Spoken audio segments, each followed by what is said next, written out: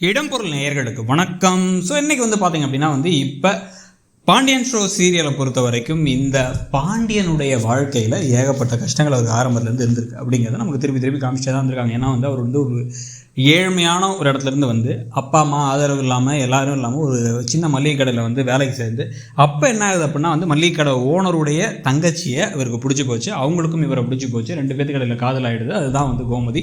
அவங்க இவங்க காதலிக்கிறேன்னு சொல்லி சொன்ன உடனே என் வீட்டில் கடையில் வேலை பார்க்குற ஒருத்தனோட உனக்கு காதலான்னு இவங்களை போட்டு செவுத்துலேயே முட்டுன்னு முட்டியிருந்திருக்காங்க.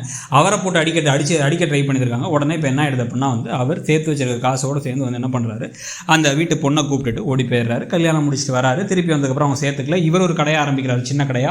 அது பெருசாகி வளர்ந்து இப்போ பாண்டியன் ஷோஸ் நல்ல இடத்துக்கு வந்துட்டார். அவரே சொந்தமாக அவங்க வீட்டுக்கு எதிர்த்தாப்புலேயே ஒரு வீடு கட்டுற அளவுக்கு வளர்ந்துட்டார்.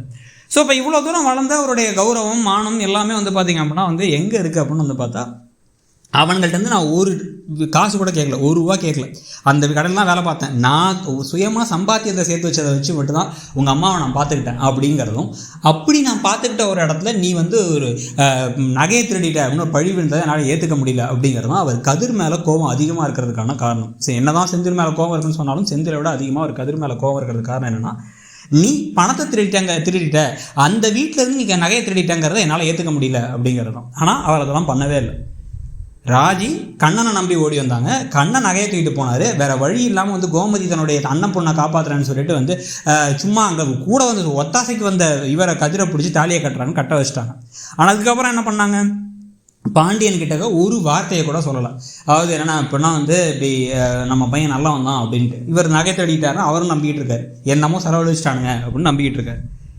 இப்போ இந்த கதையில் இன்ட்ரெஸ்டிங்காக பல விஷயங்கள் நடந்து, தங்கமயிலோட கல்யாணம் நடக்குமா நடக்காதா, அவங்க வீட்டிலே ஏகப்பட்ட போய் சொல்லியிருக்காங்க. இந்த முத்துவேல் சக்திவேல் கூட இருக்க பிரச்சனை, இப்போ இந்த ரவியை திருப்பி மீனாவோட அப்பா ரவி எல்லாம் திருப்பி வந்துட்டாருங்கிற சமயத்தில் இப்போ இந்த கண்ணனுடைய கதாபாத்திரம் இங்கே தான் சுற்றிக்கிட்டு இருக்கு.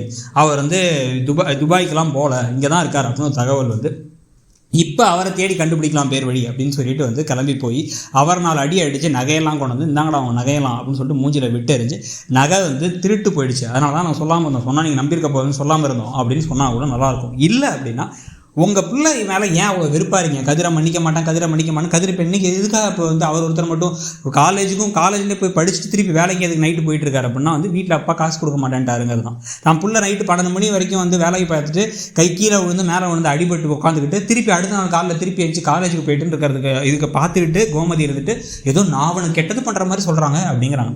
கோமதி ஒரு நல்ல அம்மாவாக இருந்தால் அவங்களாச்சும் போய் இந்த விஷயத்த சொல்லணும், அவன் நகையை திருடலை என்ன நடந்துச்சுன்னா அப்படின்னு தன்னுடைய கணவர்கிட்ட சொல்லலாம். நினைக்கிறீங்களா? ப்ளஸ் கதிராஜி கடையில் ஒரு நெருக்கம் வந்தாச்சு. இதுக்கப்புறம் இதை சொல்லிட்டு இவங்க 2 பேரும் ஒன்றாவது சந்தோஷமாக கணவன் மனைவியாக இருக்கலாம், உண்மைகள் அதை பழியெல்லாம் இல்லாமல். ஸோ உங்களை பொறுத்த வரைக்கும் என்ன தோணுதுங்கிறத சொல்லுங்கள். தேங்க்யூ.